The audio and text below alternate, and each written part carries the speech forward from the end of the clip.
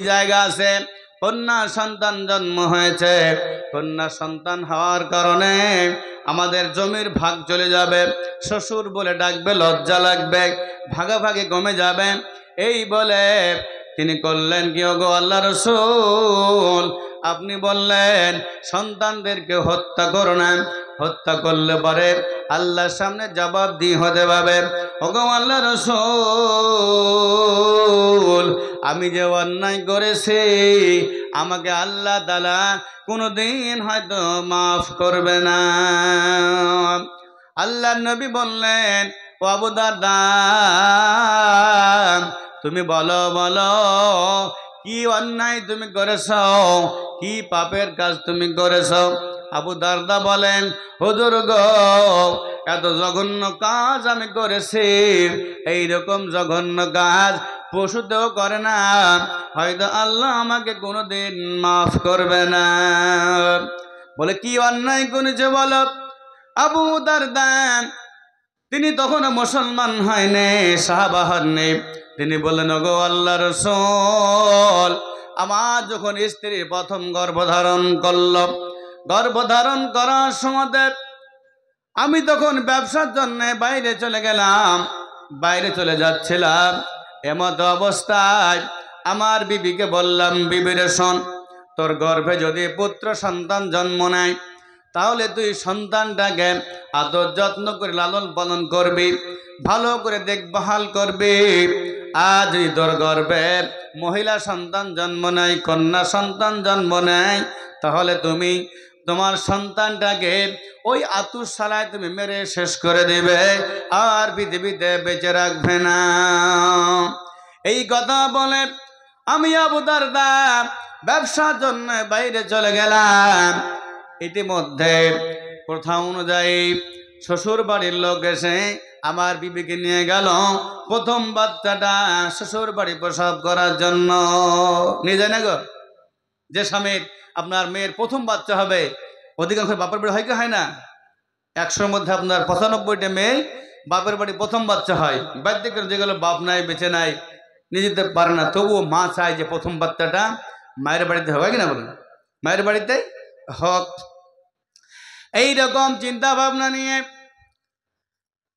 আবু দারদা তিনি ব্যবসার জন্য বাইরে চলে গেছেন। আমার বন্ধুগণ, ব্যবসা তখন ফিরে আসতেন 6 মাস লেগে যেত, 1 বছর 2 বছর পার হয়ে যেত, নৌকায় চলাচল ছিল। এই কথা বলে বাড়ি থেকে ব্যবসার জন্য চলে গেলেন। ইতিমধ্যে শ্বশুর বাড়ির লোক এসে তিনার বিবিকে নিয়ে গেল বাচ্চা প্রসব করার জন্য। যখনই বাচ্চা প্রসব করলেন, দেখতে পেলেন একটা সুন্দর মহিলা কন্যা সন্তান জন্ম দিয়েছেন। বলুন সুবহানাল্লাহ। তিনার মা বিবি মনে মনে বললেন, আমার স্বামী তো বলেছে যদি কন্যা সন্তান জন্ম হয় তোর ঘরেই মেরে দিতে হবে, ওই ঘরে শেষ করে দিতে হবে। পুত্র সন্তান হলে পারে তাকে ভালো করে মানুষ করতে হবে। আল্লাহ এত সুন্দর কন্যা সন্তান তুমি আল্লাহ আমাকে দান করেছ, চেহারা দেখে আমার প্রাণ জুড়ে যায়, কেমন করে আমার সন্তানকে হত্যা করতে পারি চিন্তায় মগ্ন হয়ে গেল, কেমন করে আমার মেয়েকে বাঁচাতে পারি। এমনি করে করে মনে মনে ভাবলো, আল্লাহ মিথ্যা কথা বলা যাবে না, কিন্তু মিথ্যা কথা আমি স্বামীর সামনে একটা বলতেই বাধ্য হব। আবার মেয়েকে বাঁচানোর জন্য, আমার সন্তানকে বাঁচানোর জন্য 1 দিন নয় 2 দিন নয়, 10 মাস 10 দিন ধরে আমার গর্ভে আমি ধারণ করেছি। তাই তিনি করলেন কি, সিদ্ধান্ত নিলেন, আমি স্বামী যখন আসবে আমি বলবো, আমার স্বামী যখন বলবে কি সন্তান হয়েছিল বলো গো, সঙ্গে সঙ্গে বলে দিব তোমার কথা মতো আমার কন্যা সন্তান হয়েছিল, আর তোমার কথা মতো আমার মেয়েকে আমি সেই ঘরে মেরে ফেলে দিয়ে চলে এসেছি। আমার স্বামীর সামনে বলবো না, আমার বাপের বাড়ি মেয়েটাকে রেখে দিয়ে চলে যাব। এমনি করে করে সুন্দর মহিলা সন্তান, ফুটফুটে চেহারা দেখে প্রাণ জুড়ে যায়। আল্লাহ রাসূল জনাবে মুহাম্মদ রাসূলুল্লাহ সাল্লাল্লাহু আলাইহি ওয়াসাল্লাম বলেছেন, 10 মাস 10 দিন ধরে মা জননী যখন গর্ভে বাচ্চা ধারণ করে, যখন বাচ্চার মা কান্না শুনতে পায়, বাচ্চার কান্না শুনে মা গর্ভধারণী মা 10 মাস 10 দিনের ব্যথা বেদনা প্রতিটা মা সব ভুলে যায়। যারা বলুন সুবহানাল্লাহ। তাই তিনি করলেন কি, সন্তানকে বাপের বাড়ি রেখে মার বাড়ি চলে গেলেন, স্বামীর বাড়ি চলে গেলেন। এমনি করে করে বেশ 1-1.5 বছর পরে তিনার স্বামী বাড়ি ফিরে আসলেন। আবু দারদা এসে বললেন, বিবি গো, কি সন্তান হয়েছে? কথা খুলে বললেন। বললে, ঠিক আছে চলো, কয়েক বছর ধরে শ্বশুর ঘরে যাওয়া হয়নি, চলুন একবার শ্বশুর ঘরে চলে যাই। ও ভাই, সে সামনে বসে গেলে হয় না? জায়গাতে দাঁড়িয়ে আছেন আপনারা, বসে পড়ুন, বসে পড়ুন। এক কথা বারবার বলতে হয় না, বসে যান। যদি বসা ঠিক হয় শোনা ঠিক হবে ভাই, আর যদি শোনা ঠিক হয় আপনার আমল ঠিক হবে, আর যদি আমল ঠিক হয় দোয়া কবুল হবে, আর যদি দোয়া কবুল হয় আপনি জান্নাতের বাসিন্দা হবেন। জোরে বলুন সুবহানাল্লাহ। বসে পড়ুন ভাই, আমরা যে যাবন এসেছি চুপচাপ বসে যাই, আমরা দাঁড়িয়ে থাকবো না। জায়গা পাতা হয়েছে, দেখেন সামনেরও জায়গা পড়েছে, সামনে এগিয়ে এগিয়ে বসে যান। আমার পরে আপনি শুনবেন, ভালো ভালো বক্তা আরও আছে, আপনি শুনে যাবেন। যে দাঁড়িয়ে থাকি মনে মনে ভাববেন যে কী ব্যাপার, জায়গা পাইনি নাকি, খারাপ দেখাচ্ছে। আপনার সবাই জায়গা নিয়ে আপন আপন বসে যান, আর শেষ দোয়া নিয়ে এখান থেকে বিদায় নেবেন। একটু জিকির করে লা ইলাহা, সকালে পড়েন লা ইলাহা, পড়বেন না আপনারা? জিকির করেন লা ইলাহা ইল্লাল্লাহ, জোরে লা ইলাহা ইন্না আতাইনা কাল কাউসার, ইন্না আতাইনা কাল কাউসার, কাহা দিয়া আল্লাহ তাআলা নে, জোরে লা ইলাহা লা ইলাহা ইল্লাল্লাহ মুহাম্মাদুর রাসূলুল্লাহ। এরপর আমার ভাই আবু দারদা যখন বাড়ি ফিরে আসলেন, বিবিকে জিজ্ঞেস করলেন, বিবি বলো কি সন্তান হয়েছিল বলো। বিবি বললেন, স্বামী গো, আপনার কথা মতো আপনি বলেছিলেন যদি কন্যা সন্তান হয় মেরে দিতে, আপনার কথা মতো সেই কাজ করেছি, কন্যা সন্তান হয়েছিল, তাকে জায়গায় মেরে দিয়েছি। স্বামী বলল চলো যাই। আবু দারদা বলছেন তার বিবির সামনে, বিবিরে চলো, কয়েক বছর শ্বশুর ঘরে যা হয়নি, একটু শ্বশুর বাড়িতে ঘুরে আসি চলো। স্বামী স্ত্রী মিলে শ্বশুর বাড়ি গেলেন বেড়াবার জন্য। বাড়িতে বসে রয়েছেন, চলে গেলেন, বসে গেছেন, বসে রয়েছেন। এমন সময় বিবি স্বামী থেকে আলাদা হয়েছেন, খাবারের ব্যবস্থা করছেন। দেখতে পেলেন সামনে সামনে একটা সুন্দর মহিলা, এত সুন্দর চেহারা বিশিষ্ট মহিলাটা সামনে সামনে ঘুরে ঘুরে বেড়ায়। মনে মনে বলছেন আল্লাহ, আবু দারদা মনে মনে বলছেন, আল্লাহ গো, যদি এইরকম একটা আমার বিবির গর্ভে কন্যা সন্তান জন্ম নিত, কত না আমি সৌভাগ্য হয়ে যেতাম। এইরকম মনে মনে ভাবছেন। একটু পরে আবার বিবি এসে হাজির হলো। বিবির সামনে বললেন, আবু দারদা, বিবিরে, ওই যে বাচ্চাটা ঘুরে ঘুরে বেড়ায়, এই বাচ্চাটা কার? কত সুন্দর চেহারা আল্লাহ দিয়েছে। স্বামীর কথা শুনে বিবি মনে মনে ভাবলো, হয়তো আমার স্বামীর মনটা ঘুরে গেছে, সত্যি কথাটা একবার বলে দি। বলে, স্বামী গো, বেয়াদবি মাফ করবেন, আপনি বলেছিলেন যদি আমার প্রথম সন্তান মহিলা হয়, কন্যা সন্তান হয়, তাহলে কন্যা সন্তানটাকে তুমি আতুসালাই মেরে শেষ করে দেবে। স্বামী গো, আমার সন্তান কন্যা হয়েছিল, আপনার সামনে মিথ্যা কথা বলেছি। আমি প্রাণের মায়া, সন্তানের মায়া আমি ভুলতে পারিনি, এই জন্য আমি সন্তানকে মারিনি, আপনার সামনে মিথ্যা কথা বলেছি। এই বলে একটু দূরত্ব হয়ে গেছে। এমন সময় আবার ইবলিস শয়তান এসে ছদ্মবেশে মানুষের সামনে বলল, আবু দারদা, তোমাকে লোকে শ্বশুর বলবে, তুমি শ্বশুর জামাই হয়ে যাওয়া বড় লজ্জার কথা গো। তোমাকে শ্বশুর বলবে, তোমাদের জমি জায়গার ভাগসা বন্টন হয়ে যাবে। এই রকম কথা বলল। আবু দারদা মনে মনে ভাবলো, তাই তো, আমি তো আগেই বলেছিলাম আমার কন্যা সন্তানকে মেরে দেওয়ার জন্য। আবার সিদ্ধান্ত নিলেন এই মহিলা সন্তানকে পৃথিবীতে বেঁচে রাখা যাবে না। বিবির সামনে বলল, বিবি রে, এত সুন্দর মহিলা সন্তান আমাকে দিয়েছে, তুমি আমার কন্যাটাকে সুন্দর করে সাজায়া দাও, সুন্দর করে সাজায়া দাও, গোসল করে দাও, নতুন কাপড় জামা কাপড় পরিয়ে দাও, আমি একটু মেলা থেকে ঘুরে নিয়ে আসি। আবু দারদা তার বিবির সামনে বলল। বিবি মনে মনে ভাবলো, আমার স্বামীর হয়তো মনটা ঘুরে গেছে, সন্তানের প্রতি মহব্বত হয়ে গেছে, তাই তিনি করলেন কি, আনন্দের সহিত আর সন্তানের গোসল করায়া দিলেন। গোসল করায়া দেওয়ার পরে নতুন জামা কাপড় পরিয়ে দিলেন। সন্তানটাকে হাতে ধরে নিয়ে হেঁটে হেঁটে চলে যায়। আপনার বয়স 5-6 হয়ে গেছে, এই রকম দিয়ে হেঁটে হেঁটে চলে যায়। বালিয়াড়ি রাস্তার মধ্যে হেঁটে হেঁটে চলে যাচ্ছে। বলে, আব্বাজান কোথায় যাবেন?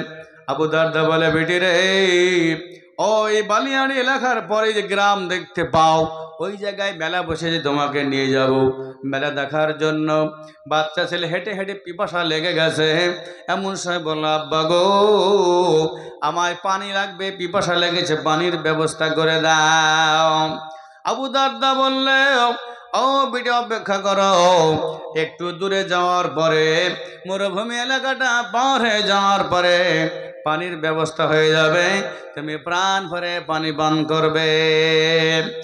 এই বলে বাড়ি থেকে বেশ কিছু দূরে যাওয়ার পরে মরুভূমির মধ্যে যখন আপনার ঝুপঝাড় গাছের যখন পার হয়ে গেল, ঝোপঝাড় গাছের পাশে তিনি গর্ত খনন শুরু করলেন। আপনার ইনারা খুঁড়তে শুরু করলো। আবু দারদার মুখে দাড়ি ছিল, খুঁড়তে যখন এক বুক হয়ে গেল, এক গলা হয়ে যায়, খোঁড়ার সময় তার মুখে আপনার ধুলোবালি লেগেছিল। ছেলেকে বেটিরা বাপকে বড্ড ভালোবাসে, বাসে না গো? বাপকে বড্ড বেটিরা ভালোবাসে। বাপের কাছে সাবধান, তোমার মুখে ধুলো লেগে গেছে, বালি লেগে গেছে, দাড়িগুলো হাত দিয়ে ঝেড়ে ঝেড়ে ফেলে দেয়। এমন সময় বলে, আব্বা পানি কি বেরিয়েছে, আমার প্রাণ ছটফট করে, পিপাসায় কাতর হয়ে গেছে, আব্বা আমাকে পানি দাও, পানি ম্যানেজ করে দাও। গর্ত যখন খনন করা হয়ে গেল, আবু দারদা উপরে উঠে আসলো। উঠে আসার পরে বলল, বিবি, বিটি দেখো দেখো কত সুন্দর পানির ফোয়ারা বেরিয়েছে। ছোট্ট মেয়ে যখন 6-7 বছর বয়স, মেয়েটা দেখতে গেল, কই দেখি পানির ফোয়ারা। যেমন পানির ফোয়ারা দেখতে গেল, আবু দারদা করলেন কি, তার মেয়ের ঘাটটা ধরে সঙ্গে সঙ্গে ধাক্কা দিয়ে কুয়ার মধ্যে ফেলে দিল। ফেলে দিয়ে উপর দিকে একটা পাথর মারবেন, এমন সময় বলছে, আব্বা যান, আপনি আমায় মারবেন না, আপনি আমাকে মারবেন না, প্রাণ ভিক্ষা দিন আব্বা গো, আপনি আমাকে মারবেন না, আপনাকে আব্বা বলে পরিচয় দেব না, গ্রামে যাব না, ভিন্ন গ্রামে যেয়ে থাকবো। কিন্তু আবু দারদা করল কি, এতগুলো কাতর কথা শুনেও, কাকুতি মিনতি করার পরেও ওপর থেকে একটা পাথর বুককে লক্ষ্য করে ওই মেয়েটার বুকের উপর ধারাম করে মেরে দিল। পাথরের আঘাতকে হাউমাউ করে কেঁদে কেঁদে ওই জায়গাটায় মেয়েটার ইন্তেকাল হয়ে গেল। ইন্তেকাল হয়ে গেল। এইরকম সন্তান, মহিলা সন্তানকে হত্যা করে দিয়ে আল্লাহ নবী জনাবে মুহাম্মদ রাসূলুল্লাহ সাল্লাল্লাহু আলাইহি ওয়াসাল্লাম যখন কোরআনে কারিমের তাফসীর করছিলেন, বিআইয়ি যামবিন কুতিলাত, তোমরা কি অপরাধের জন্য তোমরা সন্তানদেরকে হত্যা করেছো, এই রকম কথাগুলো যখন বলছিলেন আবু দারদা আল্লাহর নবীর সামনে, আল্লাহর নবীর চোখ দিয়ে টস টস টস টস করে পানিগুলো ধরে ধরে পড়ছিল। তিনি বলছেন, আহারে মানুষ এইরকম এত জঘন্য কাজ করতে পারে। আবু দারদা বললেন, ওগো আল্লাহর হাবিব, এত জঘন্য কাজ আমি করেছি, তখন আমি ইসলাম গ্রহণ করি নাই, না জানতে এইরকম কাজ করেছিলাম গো আল্লাহর হাবিব, আল্লাহ পাক কি আমাকে কখনো ক্ষমা করে দেবেন? আল্লাহর নবী জনাবে মুহাম্মদ রাসূলুল্লাহ সাল্লাল্লাহু আলাইহি ওয়াসাল্লাম বলেছেন, তুমি মুসলমান না হওয়ার কারণে অজ্ঞতা বশত এরকম কাজ করেছ, আল্লাহর প্রতি ঈমান এনে নাও, লা ইলাহা ইল্লাল্লাহু মুহাম্মাদুর রাসূলুল্লাহ পরে মুসলমান হয়ে যাও, আল্লাহ পাক তোমাকে মাফ করতে পারে। আমার বন্ধুগণ, কোরআন পৃথিবীতে আল্লাহ পাক দিলেন, কোরআন মানুষ শুনলেন, কোরআন শুনে মানুষ অন্ধকার থেকে আলোর পথে ফিরে আসলেন। কে পথ দেখালাম? কেন এই কোরআন মানুষের সামনে আলো? কি জন্য কোরআন আল্লাহ পাক দিলেন?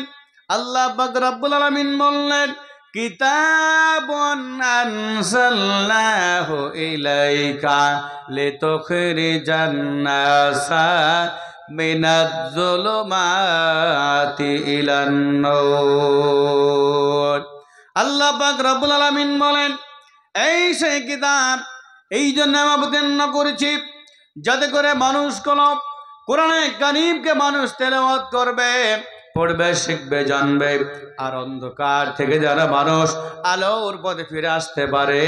এই জন্য আমি আল্লাহ তাআলা কোরআনে কারীম অবতীর্ণ করেছি। বলুন সুবহানাল্লাহ।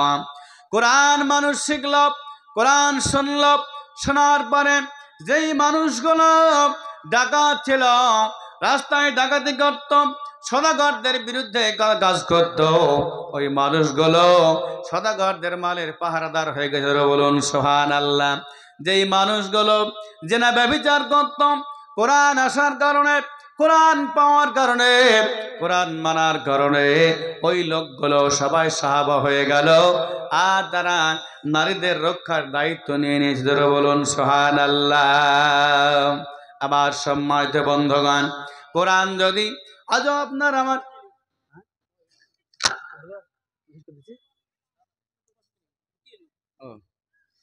জিকির করেন, লা ইলাহা